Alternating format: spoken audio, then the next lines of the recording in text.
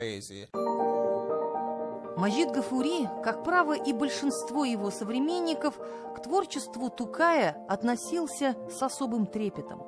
Он не просто боготворил его, он пытался понять и разгадать феномен его популярности. Он искал встречи с Тукаем, и она состоялась.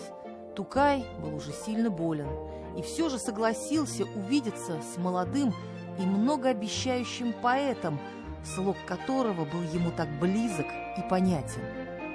Они были оба очень такие деликатные люди, и, конечно же, несмотря на бедность свою, Маджид Гафури хотел его принять, своего друга, коллегу, поэта. А Тукай был тоже такой очень скромный человек. Он не хотел идти к нему в гости, чтобы не обременять Маджида Гафури. И вот по легенде они согласились на том, что они организуют встречу в каком-нибудь там чайной или кафе. И вот, поскольку денег не было, у Маджида Гафури ему пришлось даже продать свою зимнюю шубу, чтобы встретить Тукая, как полагается у татар, да, встречать дорогого гостя.